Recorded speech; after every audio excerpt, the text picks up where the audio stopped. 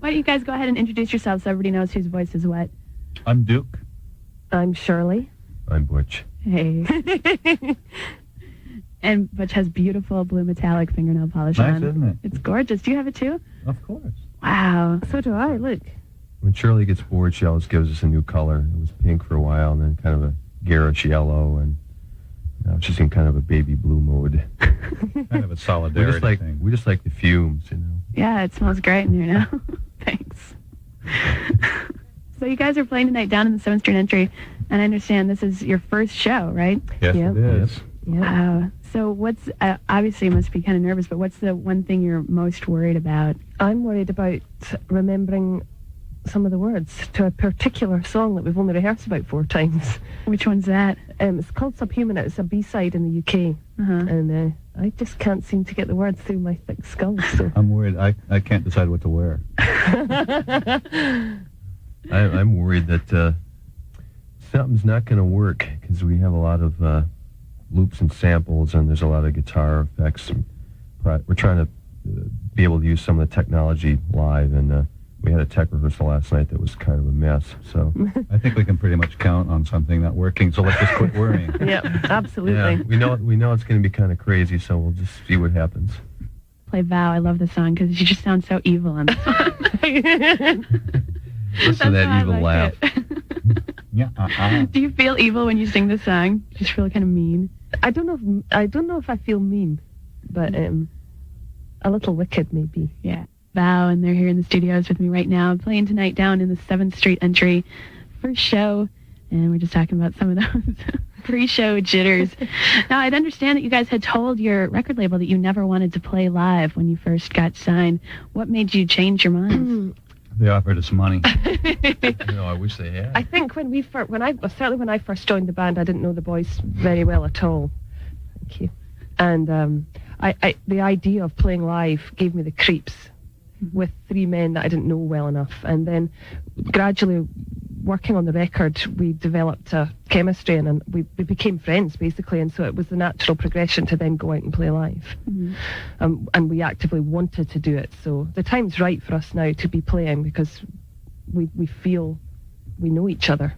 Yeah. Also, when we shot the video for that song Val, we actually plugged in guitars and played along with ourselves basically, which was being on drums, and Shirley had a little mic set up. So it was that was probably the first time when we actually felt like we could actually do this, pull this off. So we'll see tonight. Yeah.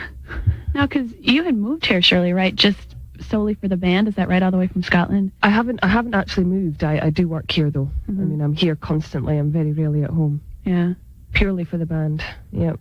So now you guys you saw Shirley on MTV on 120 Minutes and recruited her. How did that all come about?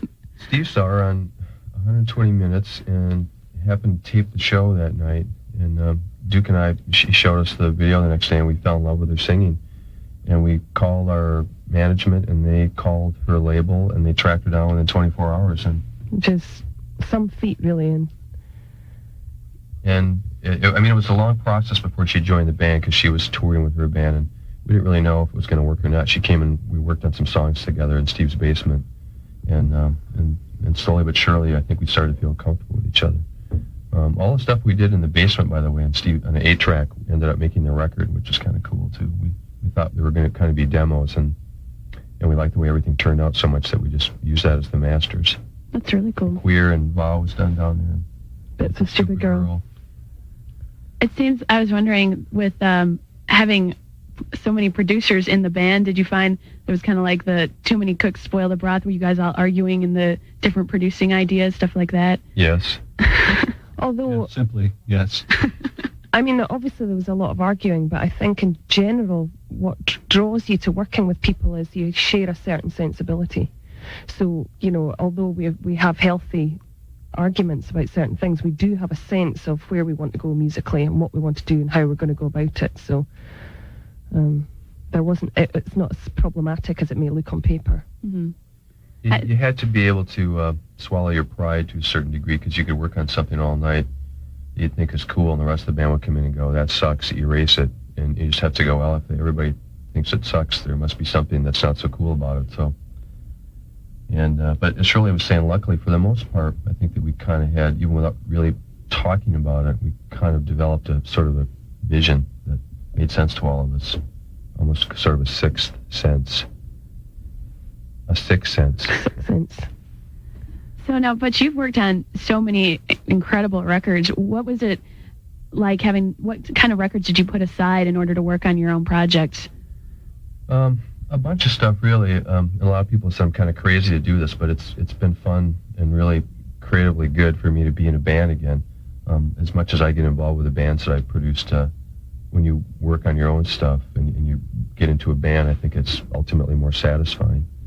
And, you know, a lot of different things are being tossed at me these days, and right now I'm just having a lot of fun with garbage, and as long as people like us and we're having fun playing live and we're interested in writing, and I mean, we're already working on some new songs and have ideas for a second album, so we're going to keep doing it. Great. As long as we keep talking to each other. This is our first day on tour, so who knows how it's going to turn out. Yeah, call us in a week and see if we're still talking. Yeah, we'll hear from you guys. You'll be hating each other.